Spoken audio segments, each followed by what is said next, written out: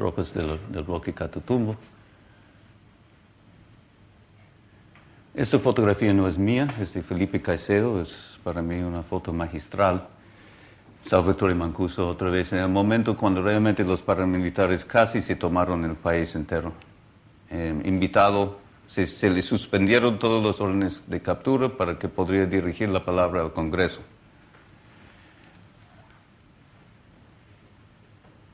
Y me gusta, es algo como romano, como no sé.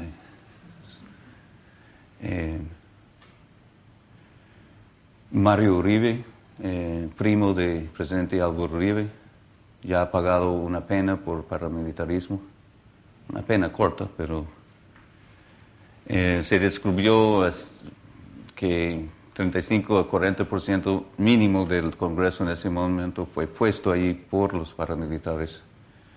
Y un sinfín de gobernadores, alcaldes, y todas esas investigaciones se hicieron por la prensa, precisamente la revista Semana y El Espectador, que es el periódico que imprimió el libro. Y yo creo que si no fuera por esos investigadores y por ese papel de la prensa, la situación sería bastante peor en ese momento. Foto por Joana Toro, también colega, que es el senador Álvaro Araujo, hermano de la canciller en ese momento. También fue preso, arresto domiciliario, por supuesto, pero por tratar con el paramilitarismo y particularmente por el asesinato de varios sindicalistas que protestaban en la empresa multinacional Drummond de carbón.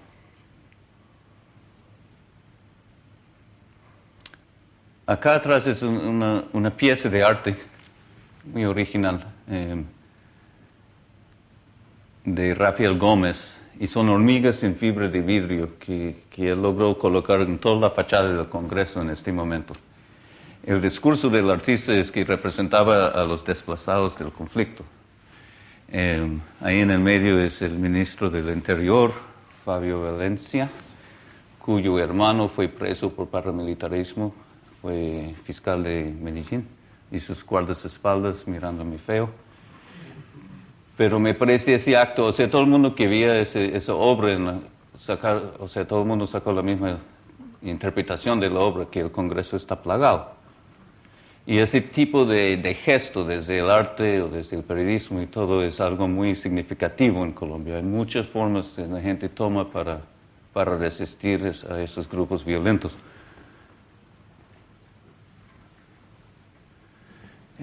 Sin entrar en muchos detalles, pero otra cosa que tocaba documentar, también la prensa ha hecho un buen trabajo, y yo simplemente tengo las fotografías y recopilando un poco lo que se descubrió. El ejército tuvo la práctica de matar jóvenes, muchas veces torturarlos antes, vestirlos de guerrilleros, invitar a la prensa, y bueno, otro dado de baja y luego recibir las prebendas. Son más de 3,000 personas que hicieron eso, solo para quedarse bien con sus mandos.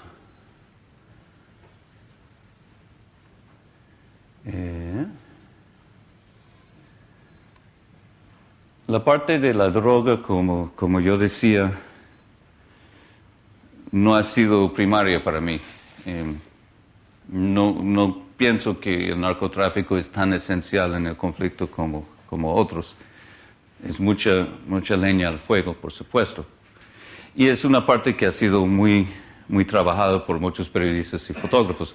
Pero en el caso de los narcos submarinos no pude resistir, porque el fenómeno es interesante y también indica como esta lucha contra la narcótica es imposible, no funciona. La recursividad de los narcotraficantes es grande, entonces construyen submarinos semisumergibles como este que fue decomisado, que pueden transportar 10 toneladas de cocaína.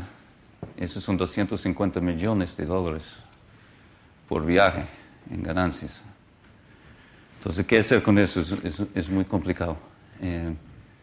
Entonces, fui un operativo con este informante que le hizo trampa a los agentes, porque Él decía que tenía información sobre esa es la costa del Pacífico de Tumaco. Es una doble página, se ve mejor así, pero de donde salen muchos de esos naves. Él prometió llevarles a un astillero, que sería un objetivo importante, ¿cierto? Pero le llevó a un laboratorio de cocaína que ya había sido intervenido por el ejército, solo que el ejército nunca le dijo nada a la Armada y no pasó nada. Pero le tomé este retrato al informante, alias Arrete, que me parece como representativo de lo contradictorio de todo esto.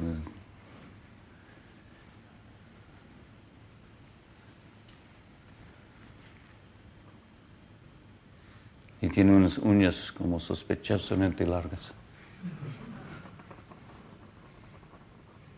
Bueno, la parte de esos últimos 2 capítulos, para mí, pues trato de reflejar el aspecto de todo eso que para mí es lo más interesante de pronto, que es toda esa resistencia cívica que se ve en Colombia. Hay muchas organizaciones y personas que son muy valientes, por supuesto, pero también muy experimentadas y muy creativas en la forma que buscan crear zonas de paz y defenderse, ¿no? Esos son indígenas Kogi, en la Sierra Nevada de Santa Marta. Son 3 pueblos tradicionales, Kogis, Wiwas y Arhuacos. Yo tuve un encargo de la revista National Geographic para trabajar con esas etnias. En un momento cuando fueron atacadas por todos, el ejército matando jóvenes indígenas para crear falsos positivos, los paramilitares matando mucho y la guerrilla también matando porque querían copar el territorio para tenerlo. Eso, por ejemplo, es monte tumbado para sembrar cocaína, que no solo es una gran destrucción, sino es una blasfemia desde el punto de vista de los indígenas que usan la coca con un sentido religioso. Asesinaron a un comunero, le quitaron su manto tradicional, lo vestieron de guerrillero, tropas de Jorge 40. Y la siguiente foto es mejor vista como doble página, pero representa el momento cuando los arhuacos decidieron organizarse bien frente a todo esto. Y hicieron una serie de asambleas generales, algunos de una semana, muchos, con mucha meditación, mucha práctica espiritual. Y decidieron básicamente 2 cosas. Uno, que necesitaban ojos en la Sierra Nevada, y por eso también me permitieron trabajar, porque históricamente fueron muy recelosos a recibir gente de afuera. Son resguardos muy arriba y completamente bajo su control, a menos que entre en un grupo armado para hacer sus desmanes. Y la otra parte era como basarse en sus propias prácticas tradicionales para unificar su pueblo y para consolidar la relación con su propio territorio. Entonces hicieron esos son mamos, como llaman, de autoridades espirituales del pueblo arhuaco, haciendo una práctica de meditación en un lugar sagrado que tiene un anillo de lugares sagrados en la base de la montaña. Entonces iban consolidando su relación ancestral con el territorio por medio de meditación. Esos son hilos que contienen pensamiento y hacen un pagamento en un lugar sagrado para restaurar el equilibrio. En este caso, normalmente en la sierra usan puros materiales naturales, ¿no? Pero aquí se puede ver, por ejemplo, un pedazo de papel azul, y los hilos son comerciales, y la razón es porque se dirigen el pensamiento hacia nosotros, por decirlo, hacia la gente de afuera de la montaña, que son los que estaban entrando. Entonces tenía esa diferencia, y por eso yo pude fotografiar también esto, porque estuvimos en el límite entre su zona y afuera.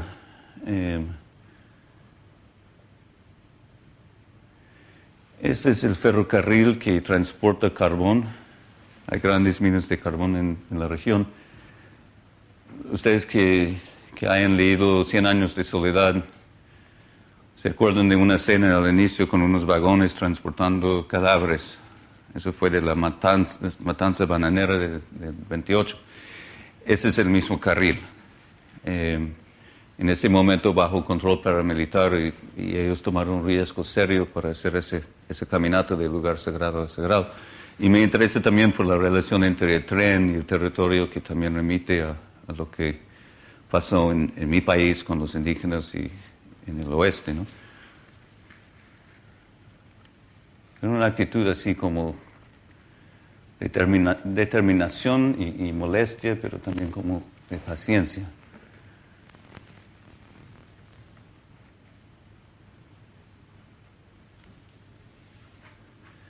Bueno, finalmente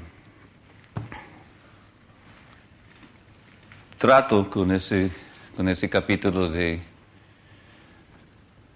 mostrar dos cosas. Uno es que la amenaza de muerte es un fenómeno muy regado en Colombia actualmente. Las cifras de asesinatos y desapariciones y secuestros han bajado mucho. Y eso da la apariencia que eso obviamente es mejor que antes, pero se usa mucho para decir que la situación está bien. Y lo que ha pasado es muchos de esos grupos neoparamilitares, por llamarlos así, aprendieron la lección de ser tan visible y cometer matanzas no sirve. Ahora hay un corte internacional, hay Human Rights Watch, hay distintas entidades realmente mirando a Colombia. Entonces, ellos usan la amenaza como una forma de control social y para callar a la gente. Y también fue una forma para mí mostrar una serie de personas que enfrentan esas amenazas de una forma para mí muy, muy impresionante. Ese es Juan David Díaz. Le mataron su papá, el gobernador del departamento de Sucre, y muchos políticos fueron presos por ese asesinato y ahora lo quieren matar porque él es militante de derechos humanos ahora. Es médico y usa chaleco. Una amenaza.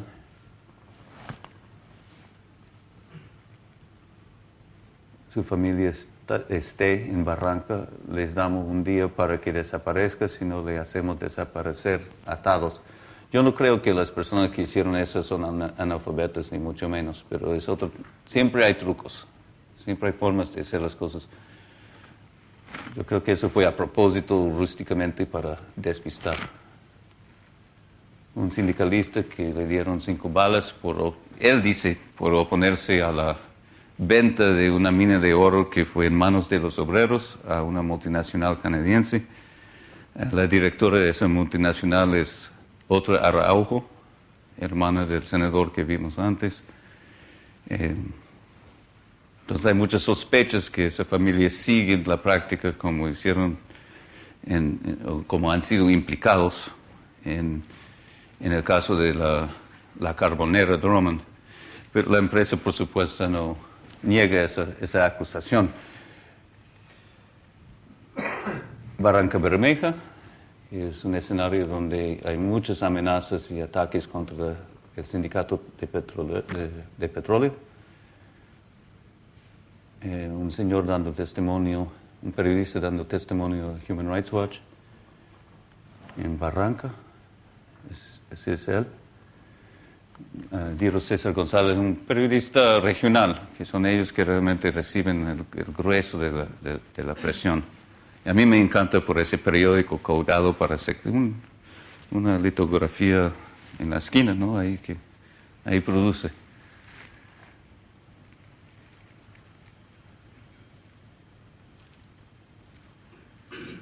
Un activista de anticorrupción que siempre anda armado. Y yo le notaba la tensión cuando pasaba las motos, ¿no? Porque es una modalidad de matar, es usar la moto para hacer la vuelta, como dicen.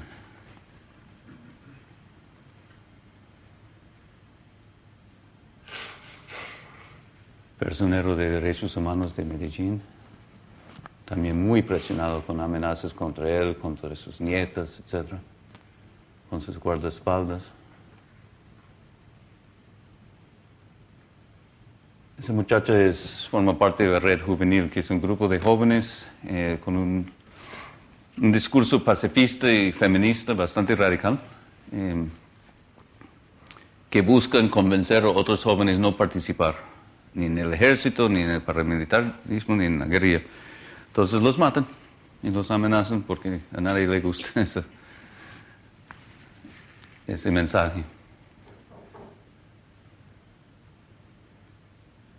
Ella es Paula Lance, que su tierra le fue robada por paramilitares, por un orden del corte. Le devolvieron la tierra, pero empezó a construir una casa y vinieron de nuevo, tumbaron la casa. Pero no se va. No se va.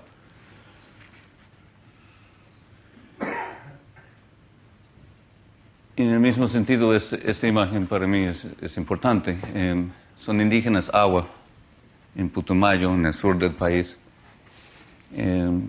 Pocos días después de una matanza horrible, ellos dicen que creen que fue el ejército, pero había otra matanza el año anterior de las FARC, también horrible, a punto de cuchillos. Y aquí están en un refugio, pero dentro de su resguardo.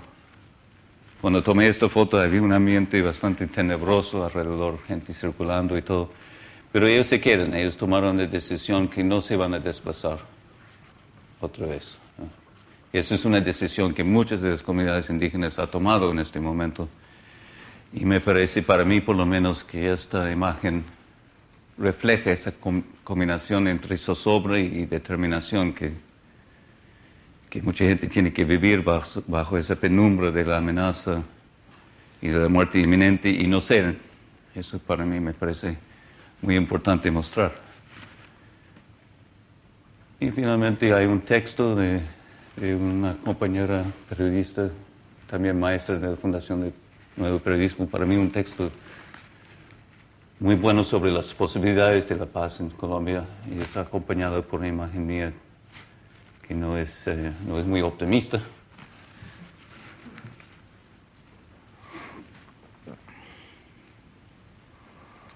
Entonces, si quieren, podemos subir la luz y no sé si ustedes tienen unas preguntas o alguna duda.